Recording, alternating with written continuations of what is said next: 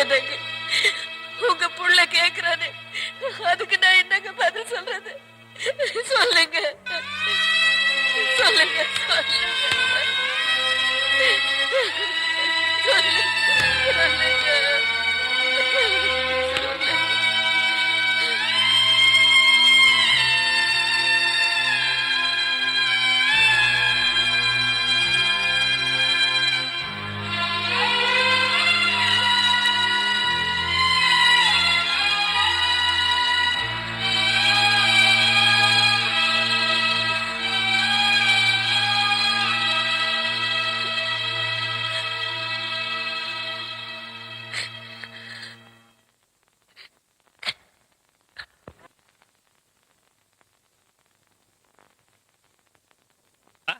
இந்த பாலப்பட்டு ஜமீன்ல எண்ணெய் கட்டு போட்டவங்க கையை இரும்ப விட உறுதியாகும்னு சொல்லுவாங்க. பரிபூர்ணமா குணமாயிடுச்சுங்க ஐயா. நான் வர்றேனுங்க. வாங்க. ரொம்ப நன்றி யுவராஜ். என்ன தங்கராஜ், உங்களை நம்ம வீட்டு வரைக்கும் வரவழைச்சு கைக்கு கட்டு போட்டதுக்கு காரணமே நாம 2 பேரும் கை குலுக்கிக்கணும் தான். கை கொடுங்க. பாருங்க தங்கராஜ், நமக்கு தெரிஞ்ச லட்சம் ரூபாய் தானமா கொடுக்கலாம். ஆனா தெரியாம 5 பைசா கூட ஏமாறக்கூடாது. உங்க தங்கச்சியை கல்யாணம் பண்ணிக்கிறேன்னு அந்த ராஜகுமாரை ஏமாத்துக்கான்னு கேள்விப்பட்டேன். அவன் முறிச்சது உங்க கையை மட்டும் இல்ல, உங்க உறவையும் சேர்த்துத்தான். முறிஞ்சு போன உறவை நினைச்சு கவலைப்படாதீங்க, தொடர போற உறவை நினைச்சு சந்தோஷப்படுங்க.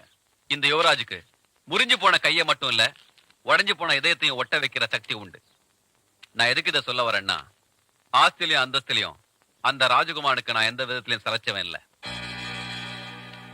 புரியுதுங்களா? என்ன நான் சொல்றேன்? யுவராஜ், பாலப்பட்டி ஜமீன் யுவராஜ், அவன் தான் உனக்கு மாப்பிள்ள. இத நான் மட்டும் சொல்லல, எல்லாரும் சேர்ந்து தான் சொல்றோம். நான் உயிரோட இருக்கிற வரைக்கும் அது நடக்காது. நீ நினைக்கிற மாதிரி அந்த யுவராஜ் சாதாரண ஆள் இல்ல. அந்த பாலப்பட்டி ஜமீனுக்கு அவன் தான் ராஜா. அவனை மீற யாராலையும் முடியாது. உன் மாமனை விட 2 மடங்கு வசதியில வசந்தவன். அவன் நினைச்சா இந்த ஊரைய விலைக்கு வாங்க முடியும். அப்படின்னா என்ன விக்கிறதா முடிவு பண்ணிட்டீங்களாப்பா? பைத்தியம் மாதிரி பேசாத. நீ எதை மனசுல வச்சுக்கிட்டு இப்படி எல்லாம் பேசுறேன்னு எனக்கு தெரியும். உங்களுக்கு வசதியான இடம் வேணுங்கிறதுக்காக என் வாழ்க்கைய பழக்க பாக்குறீங்களா? இது பாருங்க, நான் என் மனசுல நினைச்சது என் மாமனை மட்டும்தான். அவர் இவ்வளவு சோகத்துல இருக்கும்போது என்ன எப்படி கல்யாணம் பண்ணிக்க சொல்றீங்க? அவரோட சோகம் தீர்ற வரைக்கும் என் வாழ்க்கையில சந்தோஷமே கிடையாது. ஆமா, அவன் பெரிய யோக்கியன். ஊர் ஜனங்க முன்னாடி உன்னை கல்யாணம் பண்ணிக்கிறேன்னு பொய் சொல்லி ஏமாத்திரம் வந்தானடி அவன். இல்ல, அவர் பொய் சொல்ல. அவர் பொய் சொல்ல வச்சதே நான் தான். உங்க சுயநலத்துக்காக எனக்கு மாமனை கட்டி வைக்கணும்னு திட்டம் போட்டீங்க. ஆனா காவா வெட்டுறதுக்காக ஊர்ஜனங்க மாமனை நம்பி வந்தப்போ நான் தான் கட்டாயப்படுத்தி மாமனை பொய் சொல்ல வச்சேன். என்ன தைரியம் இருந்தா பெத்த அப்பனையும் கூட பிறந்த அண்ணனையும் ஏமாத்திருப்பேன். இது வரைக்கும் உன் பேச்சதான் நாங்க கேட்டுட்டு இருந்தோம். இனிமே நாங்க சொல்றதான் நீ கேட்கணும். ஐயோ, டேய் நில்ல டேய். பண்ற தப்பெல்லாம் பண்ணிட்டு மப்டில அலையற. உன்னை துப்பி போட்டு அடிச்சு போடுடா டேய். ஐயோ, டேய் காப்பாத்துங்க. இந்த முரடைக்கு இருந்து காப்பாத்துங்க. டேய் கழுத புலி, உன் சாவு என் கையில தான்டா.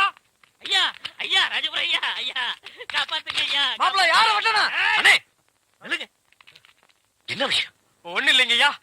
நீங்க ஒத்துமையா இருக்கு சொன்னீங்க. அந்த ஒத்துமை இந்த நாய் குறைச்சிட்டான் ஐயா. எனக்கு வந்த ஒரு நல்ல தந்திய இந்த பையன் மறைச்சு வச்சிட்டாயா. தந்தி வந்துச்சா? ஆமாங்க ஐயா. 6 மாசத்துக்கு முன்னாடி இவங்க பாட்டி நான் சாகிறதுக்கு முன்னாடி நீ வந்தா 10 லட்சம் ரூபாய் சொத்தை நான் எழுதி வச்சிருக்கேன்னு தந்தி போட்டாங்க ஐயா. அதையே அவர்கிட்ட கொடுக்கல. இவர் தான் சொன்னாரு, இந்த ஊர்ல யாருக்காவது தந்தி கொடுத்தீங்கன்னா உன்னை வெட்டி விடுவேன்னு மிரட்டினாருங்க. அதனாலதான் கொடுக்கல.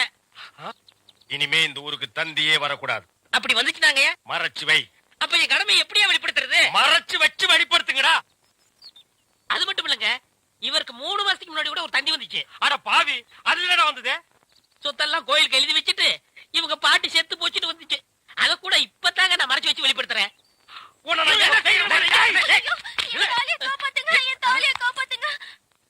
மணிமேகலை மணிமேகலை அழாதம்மா அழாத.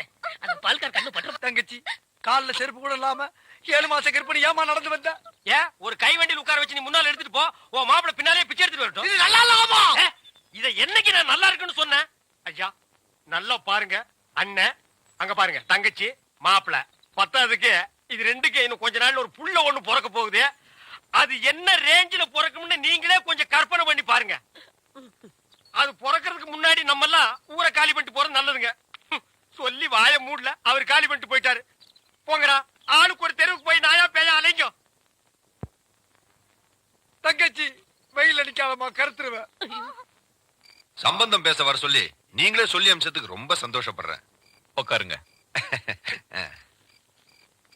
என் பொண்ணை நீங்க கட்டிக்கிறதுல எங்க எல்லாருக்கும் சந்தோஷம். எனக்கும் ரொம்ப சந்தோஷம்.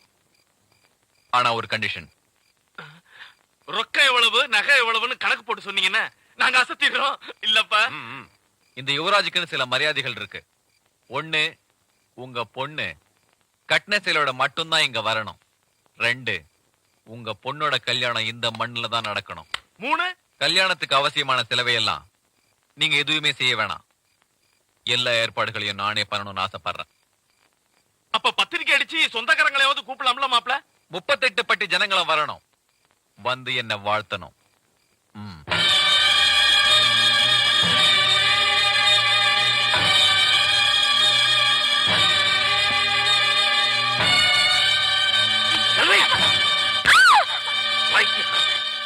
என்ன சாதிக்கலாம் நினைக்கிறேன்? நான் வாழ்ந்து மட்டும் என்ன மாமா சாதிக்க போறேன்? செல்வி, நீ வாழ வேண்டிய பொண்ணு. அவசரப்பட்டு உன் சந்தோஷமான வாழ்க்கையை கெடுத்துக்காது. உன் அப்பா அம்மா எது செஞ்சாலும் உன் நல்லதுக்காக தான் செய்வாங்க. புரியுதா? மாமா, பிடிக்காத ஒருத்தன் கூட வாழறதை விட சாகிறதே மேலுன்னு நான் நினைக்கிறேன். செல்வி, ஏன் மாமா, உங்க மனசுக்குள்ள ஒருத்தன் நினைச்சிட்டு இருக்கீங்களே, அவளை தூக்கி எறிஞ்சிட்டு இன்னொருத்தை கல்யாணம் பண்ணிக்க உங்களால முடியுமா? அது நடந்ததுன்னா இந்த கல்யாணமும் நடக்கும். இப்ப நீங்க என்ன காப்பாத்திட்டீங்க மாமா. ஆனா இன்னொருத்தன் கட்டுற தாலி என் கழுத்துல ஏறும்போது யாராலையும் என்ன காப்பாற்ற முடியாது.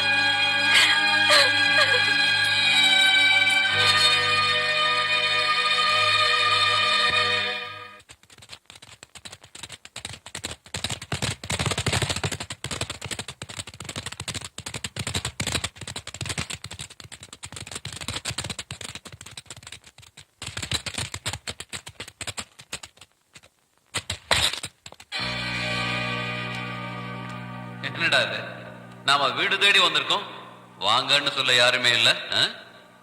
வாங்க.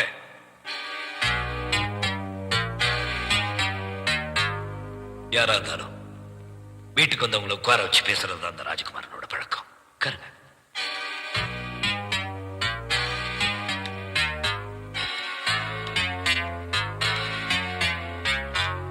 என்னடா இந்த யுவராஜ் நடந்ததெல்லாம் மறந்துட்டு வந்திருக்கானேன்னு பாக்குறீங்களா?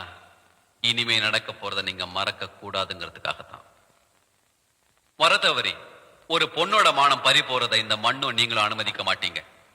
அதனால நானே நாளும் கிழமையும் பார்த்து ஒரு பொண்ணு மேல கைய வைக்க போறேன், முறையோட தான். என்னடா இதெல்லாம் இங்க வந்து சொல்லணும்னு பாக்குறீங்களா? என்ன பண்றது, நான் கட்டிக்க போறது உங்களோட முறை பொண்ணாச்சே, செல்வி. அதான் பத்திரிக்கை வச்சு அழைச்சிட்டு போலான்னு வந்தேன். எதையுமே முறைப்படி செஞ்சா தானே உங்களுக்கு பிடிக்கும்.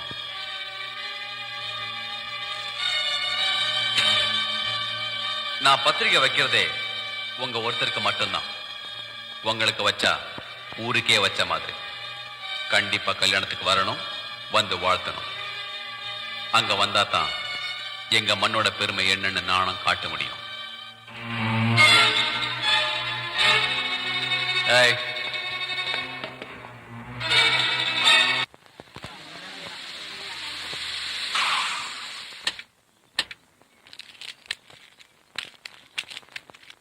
எதுக்குடா என் வீட்டு முன்னாடி கூட்டம் போட்டு நிக்கிறீங்க? என்ன விஷயம் சொல்லுங்கடா. ஐயா, நம்ம ஊர் மானத்தை வாங்க வந்து அந்த பாலப்பட்டி ஜமீனோட சம்பந்தம் பேசிட்டு வந்திருக்கீங்கன்னு கேள்விப்பட்டேன். அந்த அயோக்கியனுக்கு பொண்ணு கொடுக்குறீங்கன்னு தெரிஞ்சதுல இருந்து இந்த ஊர் சனமே தவிச்சு போய் நிக்குதுங்க ஐயா. டாய், அத கேக்குறதுக்கு நீங்க யாரா பிச்சைக்காரன் நாய்ங்களா? என் பொண்ணை கட்டிக்கிறேன்னு ராஜகுமாரன் பொய் சொன்னா நீங்களும் காவா வெட்டிக்கிட்டீங்க. என் பொண்ணை கட்டிக்கிறான்னு ஒரு வார்த்தை ராஜகுமாரன் கேட்டீங்களாடா? இது என் சொந்த பிரச்சனை. போங்கடா. இன்னும் இங்கே நின்னுகிட்டு இருந்தீங்க, மரியாதை கெட்டு போயிடும்.